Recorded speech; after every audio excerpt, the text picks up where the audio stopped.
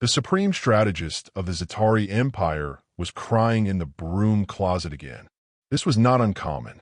What was uncommon was that today he had accidentally glued himself to a chair that technically didn't exist. The chair, which was supposed to be a Gorblank multi-surface elevation platform, had arrived unassembled, without instructions, and with several extra parts that didn't seem to match anything, along with a single human post-it note that read, "You got this. Red Heart, Team Earth." It had been 7 years. 7 years since the first flat-pack shipment entered Zetari orbit. 7 years of pride, panic, and plummeting morale. 7 years of attempting to decipher what humanity had sent them under the guise of a diplomatic gift. The first box had been received with excitement. The Zetari were a hyperlogical, efficiency-driven civilization. They adored puzzles, worshipped structure, revered instruction manuals like scripture. Naturally, they assumed the crates were advanced Earth technology. They were not. Inside each matte gray container was a sea of carefully bundled wooden panels, cryptic fasteners, and one tool, a single, mockingly tiny hex key. No instructions, no language markers, just a vague sticker on the lid. Florg, 14 kilograms, 1.5 hours, no mercy. And so began the War of Assembly. Admiral Vroxel had been the first to volunteer his battalion for diplomatic decoding. He never came back. Well, he did, but he was different. He emerged from his ship after 3 cycles locked inside with a single unit of flatpack labeled BRA with Darius and KSDL, holding 2 uneven chair legs and muttering, "Step for B is a lie." He now led a meditation colony on Zetari's moon, teaching others to let go of furniture-related ego. Enrollment was at capacity. At first, the Zetari Empire assumed the shipment was a fluke, a cultural misunderstanding. Earth, after all, was known for unpredictable behavior. Their species had invented pineapple on pizza, competitive hot dog eating, and tax law. Obviously, they had a strange sense of diplomacy. But then came a second wave. More boxes, more flat packs. And this time, the crates were labeled Advanced Earth Cognitive Challenge Units, which, of course, the Zetari took to mean high-level intelligence trials. They formed a planetary task force. It was called the Department of Assembly, Reverse Engineering, and Containment of Terrestrial Artifacts, or DRECTA. No one noticed the acronym until it was too late. General PHLYNT, a decorated war veteran and the galaxy's most feared siege tactician, lasted only 4 hours with a GRNDLA. He attempted to brute force the assembly. When the shelf collapsed for the 6th time, despite following the obvious logic tree, he threw it into the sun. The shelf, ironically, reassembled mid-air, hovered for a moment, and then exploded. PHLYNT began questioning reality shortly after. "I don't know where the screws went," he whispered in one debrief. "They disappeared. The shelf absorbed them. I swear it gained sentience, Commander." I saw it breathe. He now speaks exclusively in Allen Key haikus. Zetari media try to spin the incident as psychological warfare, but not from humans. No, they blamed rogue machines, black market tech, ancient curses, anything other than admitting the unthinkable. That Earth, the chaotic mudball of memes and brunch, had broken them with furniture. Meanwhile, on Earth, things were calm, eerily calm. No invasion, no response to the Zetari broadcasts. Just regular weekly shipments of increasingly bizarre Ikea kits launched via drone pods into orbit, each marked with cheerful stickers. New model, now with secret panel. You'll need a friend, emotionally. Assembly time, infinity. It wasn't war. It was trolling, weaponized ambiguity, intergalactic gaslighting with a smile. And it worked. Inside the Grand Zetari High Command Center, Supreme Strategist MYXX stood before his cabinet, eyes twitching. A half-assembled SDA withering above the LTEJ with diaresis RN hung from the ceiling behind him like a dead jellyfish. No one remembered what it was supposed to be. No one dared take it down. He cleared his throat. We must consider peace. A gasp rippled through the chamber. Ambassador Scrugg, long believed dead after attempting to construct a crockett, crawled in through a side vent. His hair was made entirely of dowels. They knew, he rasped. They planned this. They studied us. MYXX nodded solemnly. Indeed, the Earthlings understood something we did not. Not strategy, not strength, but patience, chaos, and emotional damage. They anticipated our need for order. They baited it. He walked over to a shipping crate marked Anarchy and KLOBB. Everyone recoiled. This box, he said, contains no parts. It only contains this. He held up a single piece of paper. It was blank, taped to the back. Another post-it. You're doing great, just not correctly. Face blowing a kiss. Elsewhere, on Earth, mission control for Operation Flatpack was running ahead of schedule. A Swedish intern named Ellen sipped her coffee and watched as another shipment pod launched. She didn't know exactly what the crates contained, but she did know one was labeled YTHINKTSAWTVA with diuresis, which her cousin designed after an existential crisis. General Merrick leaned over her shoulder. Do you think they've cracked a single set? Ellen grinned.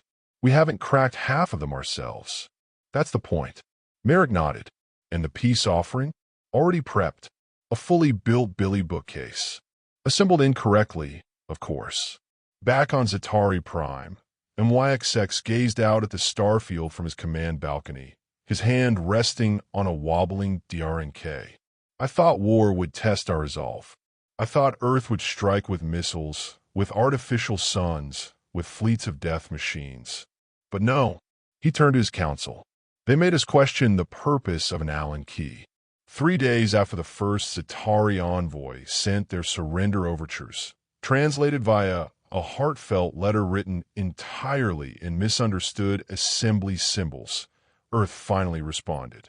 Not with an official transmission, not through the United Nations, not even via a dignified diplomatic gesture. Instead, humanity answered with a game show.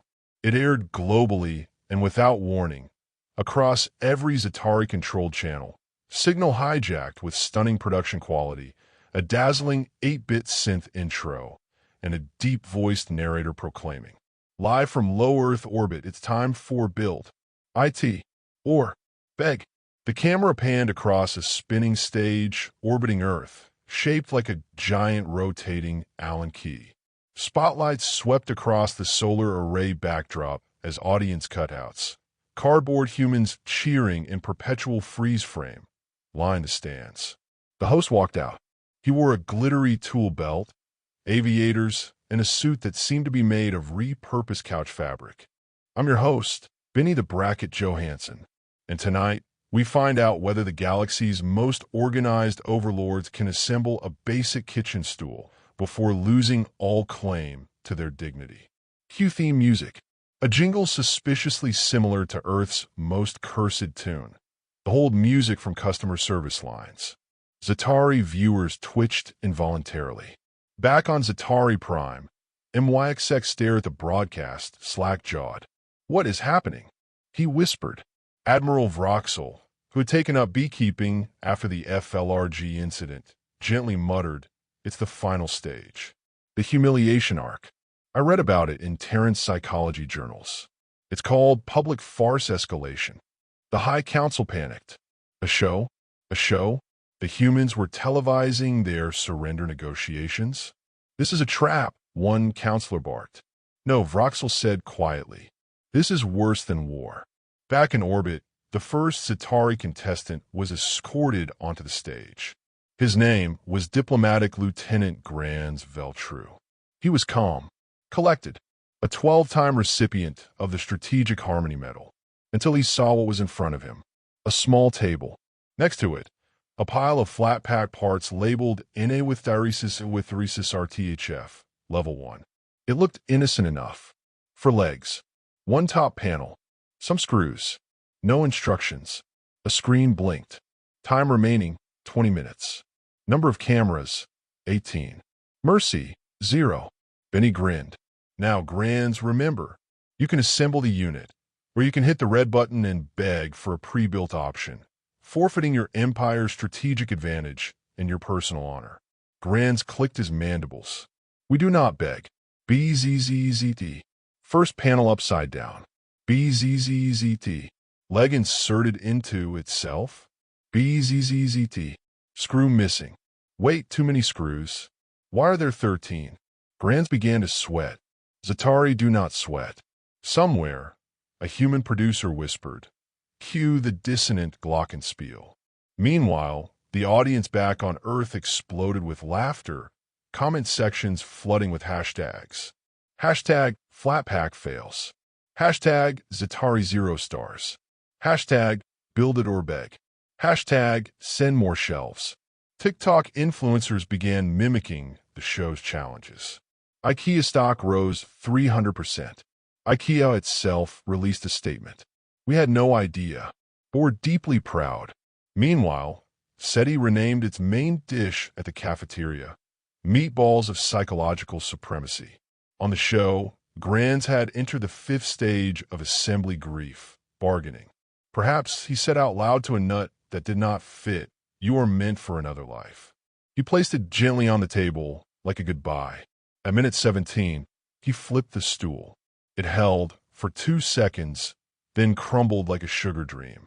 The audience owed. Benny leaned in with shark-like glee. Granz, it's time. Granz stared at the big red button. One of the screws rolled off the stage. He pressed it. Siren blares.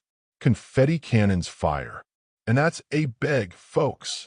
A giant monitor showed Earth's population cheering as a tiny message scrolled at the bottom of the screen. Peace possible for those who surrender with dignity. Back on Zetari, MYXX turned off the screen and removed his cape. I want a pre-assembled version of that stool on my desk tomorrow. We'll study it. Vroxel raised an eyebrow. You sure? Yes. I'm done pretending we can win this war. He sighed. They've mastered a form of combat we never studied. Information warfare? No. Inconvenience warfare. They didn't outgun us. They outboard us. In the days that followed, Build It or Beg aired daily. Each episode featured a new Zetari delegate, a harder furniture model, and an increasingly sarcastic post it taped somewhere obscure. One said, "Instructions are for the weak. Nail polish." Another, "Step 7 is a trap." Step 6 was emotional. One simply read, "Your destiny is under the packaging." Desperate, the Zetari began reverse engineering human humor. This only made things worse. They discovered sarcasm, then irony, then memes. By the time a military engineer tried to construct a Vorn cat and the legs rearranged themselves mid-broadcast into a rude gesture, the Empire finally, officially, unanimously voted to sue for peace. They sent Earth a fully translated letter. Earth responded with a sticker. Peace accepted, but you still owe us a nightstand. The Grand Peace Conference was held, appropriately, in the most politically neutral zone available. Orbiting IKEA showroom number 001, a modified, rotating furniture store in geostationary orbit, assembled halfway by robots, halfway by unpaid interns, and mostly by accident. From space, it looked like a snow globe designed by a minimalist god. Inside, it smelled like ambition and cinnamon. On one side of the pristine negotiation table, Earth's delegation sat calmly, sipping lingonberry juice. A sign behind them read, "Welcome. Please take a number. Your reconciliation is important to us." On the other side, the once mighty Zetari Empire. What remained of their council wore matching cloaks, fashioned from shredded Scribai duvet sets. They sat stiffly, visibly twitching at the light jazz playing over the intercom. One delegate flinched every time a xylophone note struck. Supreme Strategist MYXX exhaled slowly, resisting the urge to flee. Across from him sat Earth's chief envoy, Madam Chairwoman Ruth Delgado, a former librarian turned planetary negotiator with a talent for breaking stalemates through passive-aggressive courtesy and alarming crochet speed. She leaned forward, her cardigan bright yellow, her expression warm and unyielding. "Shall we begin?" MYXX swallowed hard. They started with the formalities. Titles, borders, reparations, apologies, all the usual intergalactic end-of-war language. But Earth wasn't interested in mineral rights or planetary concessions. No, Earth wanted something else. "You may keep your territory," Ruth said, placing a small hex key gently on the table. "We ask only for two things." The Zetari tensed. "First," she said, "you must publicly acknowledge that humans are not a suboptimal mud species, but instead agents of structured chaos possessing unparalleled tactical mischief." MYXX blinked. "And the second?" She slid a thin tablet across the table. It displayed a schematic of a bookshelf, but not just any bookshelf. The FLRG Prime, a mutated, impossible configuration of every shelf Earth had ever shipped. 7 tiers, 12 functions, none of which aligned.